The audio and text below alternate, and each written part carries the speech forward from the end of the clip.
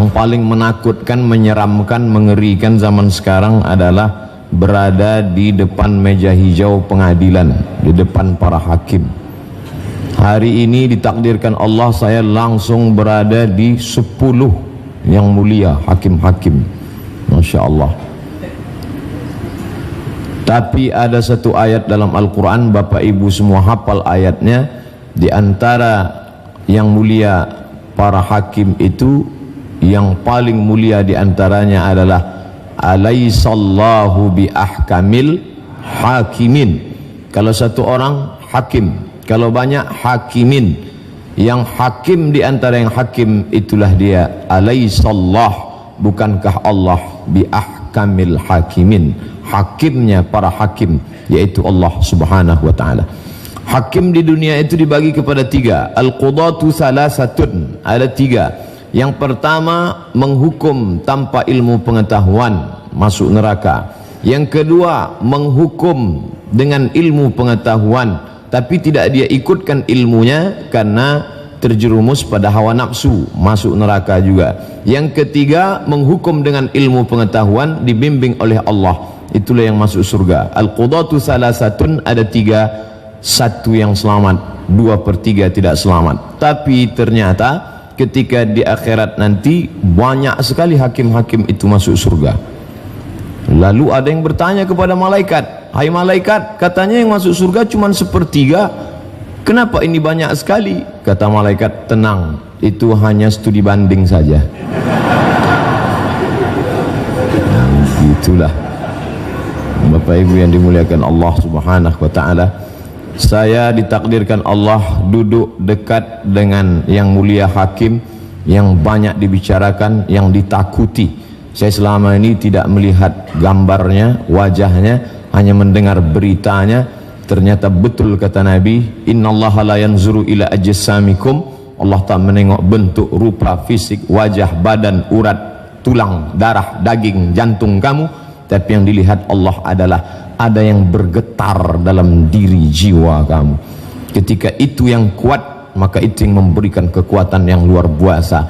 Bergetar hati-hati para koruptor itu, baru menyebut namanya sudah mereka bergetar. Kenapa? Ketakutan adanya kekuatan dalam diri. Kekuatan itulah yang dipupuk dalam bulan Ramadan ini.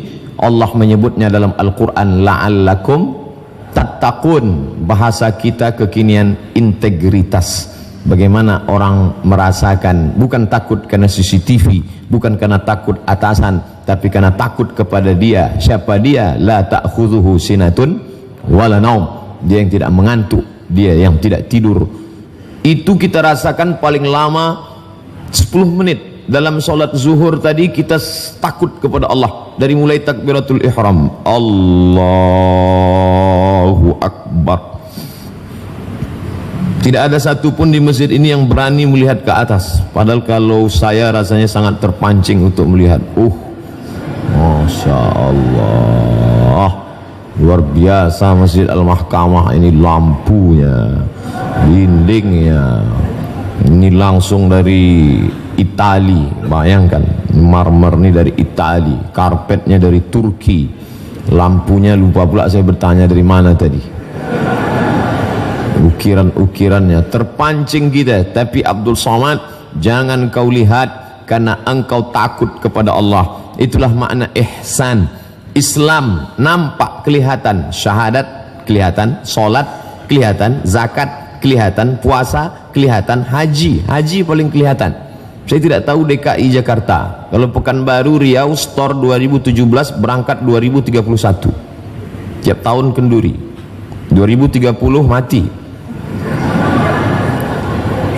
Ketahuan di atas Islam ini tidak lagi kelihatan. Itulah iman. 6. Antu'mina billah wa malaikatihi wa kutubihi wa rusulihi wal yawmil akhir wa biqadri khairihi wa syarrihi. 6 tak kelihatan. Yang paling atas inilah puncaknya, ihsan. Islam, iman, ihsan. Anta'budallaha ka'annaka tarah, kau sembah Allah seakan-akan kau lihat dia. Fa illam takun tarah, kalau matamu tak bisa melihat dia, fa innahu yarak, dia yang melihat engkau. Pada saat salat kita merasakan kehadiran Allah melihat engkau. iyyaka na'budu wa iyyaka nasta'in ihdinas siratal mustaqim siratal ladzina an'amta 'alaihim ghairil maghdubi 'alaihim. Pelan-pelan bacanya.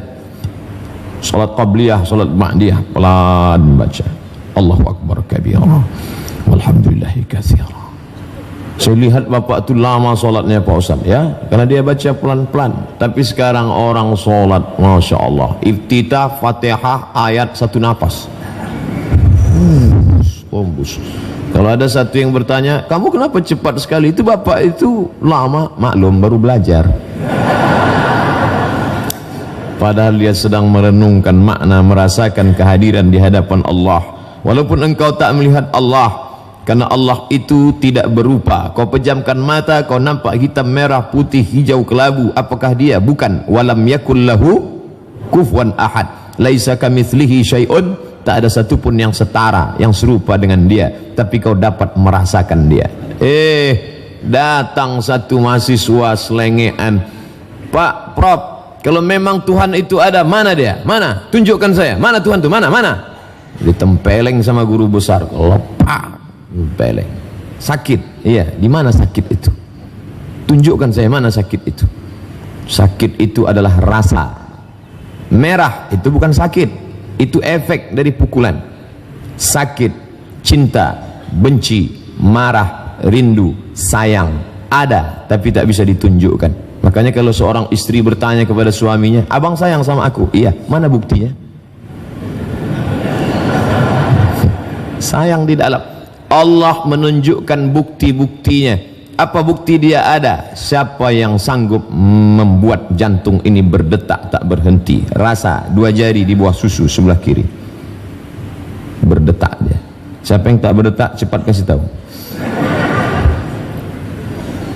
Ada dia di dalam. Siapa yang bisa menghitung?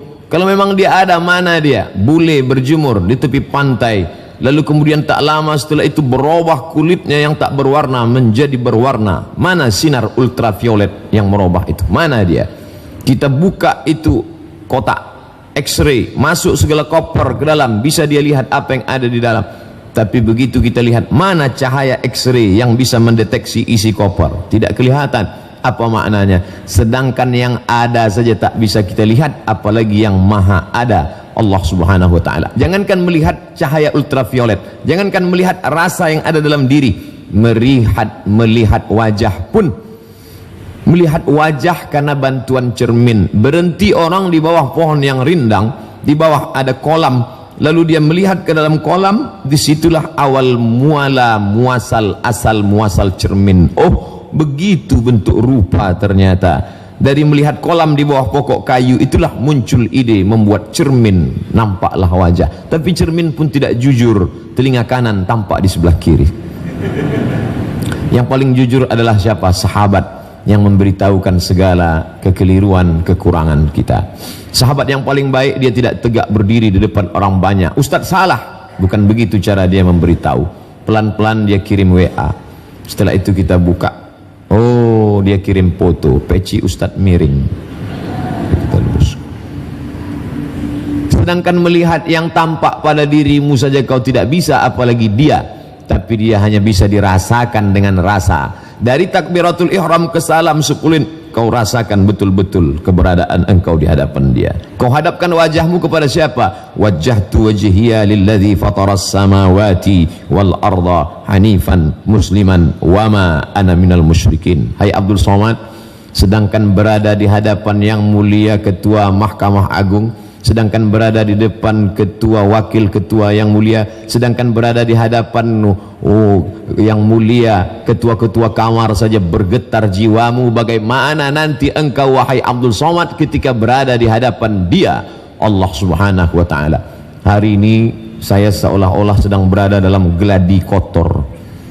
Bagaimana nanti menghadap Allah subhanahu wa ta'ala. Hari ini kau masih didampingi sahabatmu dari Pekanbaru, masih didampingi abangmu, masih didampingi keluargamu, tapi nanti sampai di hadapan Allah, walaqad ji'tumuna furada, kau datang menghadap Allah sendirian, kama khalaqnakum awwala marrah, sebagaimana dulu kau datang ke dunia ini sendirian, kau pun akan datang menghadap Allah sendirian. Saya koreksi ayat yang Ustaz baca. Kenapa? Tadi Ustaz mengatakan datang ke dunia sendirian. Buktinya orang yang kembar itu berdua Pak Ustaz. Ente nggak ngerti gimana orang kembar lahir. Orang kembar tidak pernah lahir berdua, tetap satu-satu. Makanya tanya dulu kalau nggak ngerti. Saya jumpa orang kembar berdua, saya tanya, ini kalian lahir berdua pelukan? Enggak, satu-satu, pakai nomor antri juga. Kita nanti menghadap Allah sendirian. Mana anak buah hati belayan jiwa? Yauma yafirrul mar'u min akhihi. Hari itu orang lari dari saudaranya, wa ummihi, lari dari ibunya, wa abihi, lari dari ayahnya, wa sahibatihi, lari dari istrinya, wa banihi, lari dari anaknya. Saudara, ibu, ayah, istri, suami, anak. Kenapa cuma 5 orang yang disebut dalam ayat ini? Kenapa tidak disebut kawan sekantor? Kawan sekantor tidak menunggu di akhirat, di dunia aja udah lari duluan. Bagaimana kita mau menghadap Allah Subhanahu wa taala? Maka pada saat itu satu-satunya yang bisa menolong illalladzina amanu, kecuali iman, wa amilus salihat, amal saleh. Itulah yang menolong di hadapan Allah Subhanahu wa taala. Ketika itu belum ada bulu, belum ada kuku, belum ada darah, belum ada daging. Dia hanya roh berhembus. Wa nafakhtu fihi mir ruhi, aku tiupkan roh. Dia hina, warnanya hitam, baunya busuk, letaknya rendah di bawah tapak kaki. Tapi kemudian bisa derajatnya lebih tinggi daripada malaikat yang terbuat dari cahaya. Siapa dia? Tanah. Manusia ini dari tanah Pak Ustaz, ya? Kenapa sifatnya beda-beda? Kalau memang semuanya dari tanah, kenapa tidak baik semua? Ada tanah yang baik, ada. Kawan saya itu Pak Ustaz tidak baik. Dia dari tanah juga, cuman dari tanah sengketa.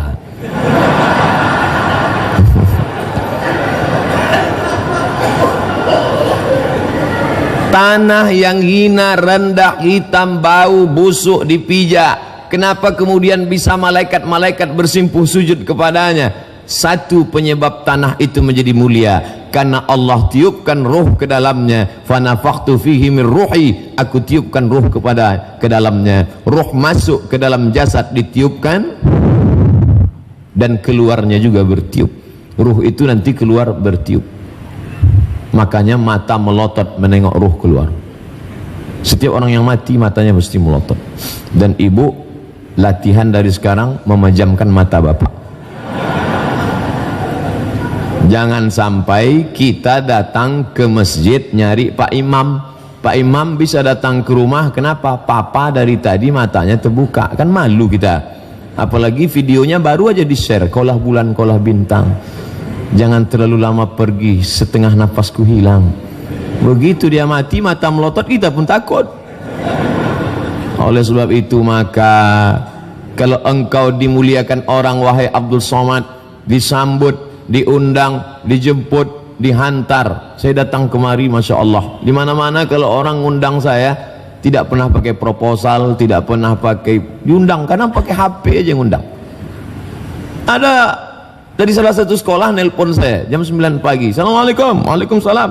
Ustaz Somad, iya, bisa kami pakai besok pagi, kata.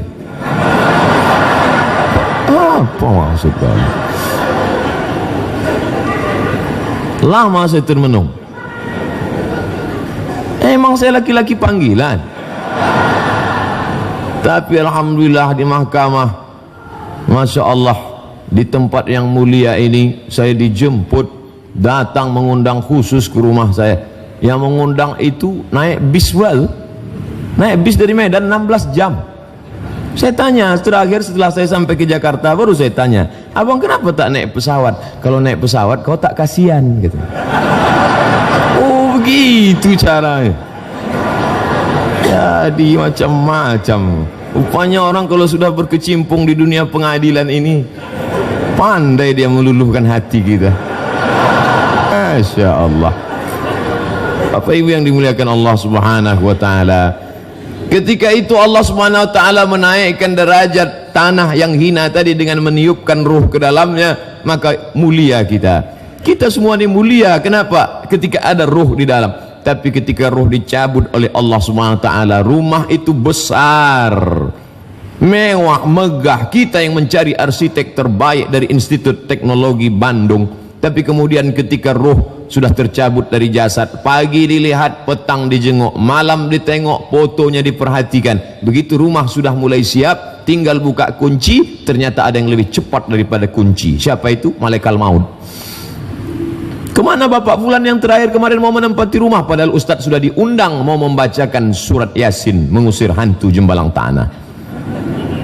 Tidak sempat terbaca. Lalu siapa yang menempati rumah itu? Orang lain. Berapa banyak orang mencari harta tak sempat menikmatinya, berapa banyak orang memprogramkan masa depan tak sempat mencicipinya. Begitulah hebatnya kematian. Saya sebetulnya tidak mau cerita kematian di Mahkamah Agung. Saya tidak ingin selesai cerita kematian lalu semuanya keluar dalam keadaan mau mati. Bukan itu tujuan kita. Tapi dalam Islam bahwa orang disuruh mengingat itu supaya dia menjadi rem.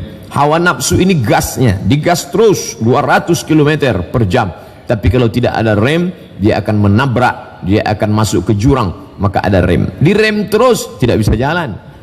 Ditekannya terus rem. Kenapa tidak kau tekan gas? Aku takut jatuh, tidak berjalan. Harus ada masa menggas, harus ada masa merem. Di bulan ini kita rem semuanya. Mata kita rem, telinga kita rem, hati kita rem, otak, pikiran, semuanya kita jaga di hadapan Allah Subhanahu wa ta'ala.